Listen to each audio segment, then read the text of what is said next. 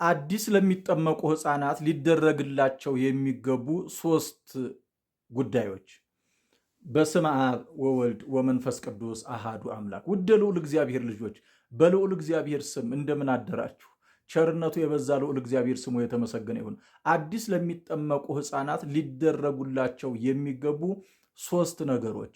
አንደኛ፣ ሕፃኑ ወይም ሕፃኗ ከተጠመቀችበት ሰዓት ወይም ደቂቃ ጀምሮ እስከ ቁርባን ሰዓት ድረስ ወይም ደቂቃ ድረስ ጡት መጥባት አይችሉም።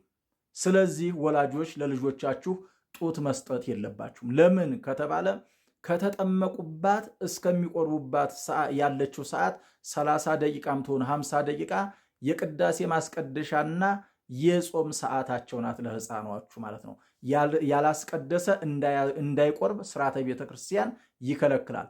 ያልጾመም እንዳይቆርብ ስርዓተ ቤተክርስቲያን ይከለክላል። ስለዚህ ሕፃናቱ በአቅማቸው ቅዳሴዋን ሙሉዋን ቅዳሴ አስቀድሰው ስለሆነ መቁረብ የሚገባቸው ይቺ ሰዓት የቅዳሴ ማስቀደሻ ሰዓታቸውና የጾም ሰዓታቸው ስለሆኑ ሕፃናትን እንዳታጠቡ ወላጆች ጥንቃቄ ማድረግ ያስፈልጋል። አባቶች ካህናትም ካጠመቃችሁ በኋላ ሕፃናት እንዳይጠቡ ይህንን መመሪያና ትምህርት መስጠት ያስፈልጋል ማለት ነው።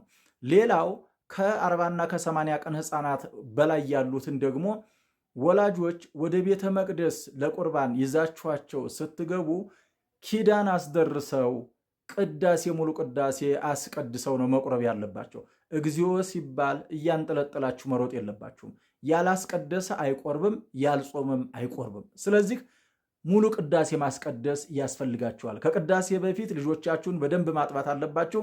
በቅዳሴ ወቅት ግን ቅዳሴው 1 ሰዓትም የሚጨርስ 1 ሰዓት ተኩል የሚጨርስ በዛን ሰዓት ልጆች ጡት መጥባት አይችሉም። ምክንያቱም የማስቀደሻና የጾም ሰዓታቸው ስለሆነ።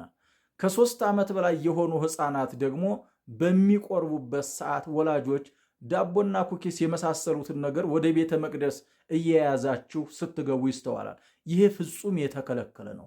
ከቤተ መቅደስ ውጭ ነው ይሄ ሊሰጣቸው የሚገባ እንጂ የክርስቶስ ስጋና ደም በሚሰጥበት በቤተ መቅደስ ይህንን ዳቦና ኩኪስ ይዞ መግባት እጅግ በጣም የተከለከለ ነው። ምክንያቱም ይሄ የክርስቶስ ስጋ የሚበላበት ቦታ እንጂ ዳቦና ወይም ደግሞ ሌላ ነገር የሚበላበት ቦታ አይደለምና ወላጆች ይህንን ድርጊታችሁን ታቆማላችሁ ማለት ነው።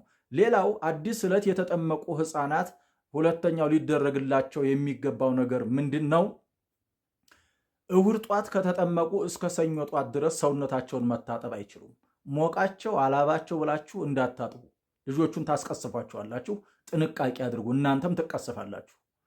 በሶስተኛ ደረጃ ዕለት ወይም አዲስ የተጠመቁ ሕፃናትን እንጀራ ዘርግቶ ትሪ ላይ ሕፃናቱን ማንከባለል ይሄ አንደኛ ኋላ ቀርነት ነው፣ ሁለተኛ ደግሞ አላዋቂነት ነው፣ ሶስተኛ ግብዝነት። እንጀራ ላይ ስለተንከባለለ ሕፃን ይከብራል ብሎ ማመን ራሱ ይሄ ሞኝነት ነው። ሕፃኑ ሊከብር የሚችለው ሲሰራና ጥሩ ትምህርት ቤት ስታስተምሩት ብቻ ነው። ነገር ግን እንጀራ ላይ ካልተንከባለለ አይከብርም ካላችሁ እንዴ የእናንተ ልጅ እንጀራ ላይ ተንከባለለ፣ ስንት ያልተጠመቀ ሕፃን ሀብታም አይሆንም እንዴ? ሀብታምነት የሚመጣው በስራ ስለሆነ ይሄንን እንጀራ ላይ ማንከባለል ምንድን ነው ካላችሁ የጠንቋዮች ወይም ደግሞ የባለዛሮች ትምህርት ስለሆነ ከዚህ ድርጊት ወላጆች መጠበቅ ያስፈልጋቸዋል ማለት ነው። ሌላ ጥያቄ ካለ ኮሜንት ላይ ያስቀምጡልኝ። ወስብሐት ለእግዚአብሔር ወለወላዲቱ ድንግል ወለመስቀሉ ክቡር። ይቆየን። ላልሰማ አሰሙ። ሸር አድርጉ፣ ኮፒ ሊንክ አድርጉ።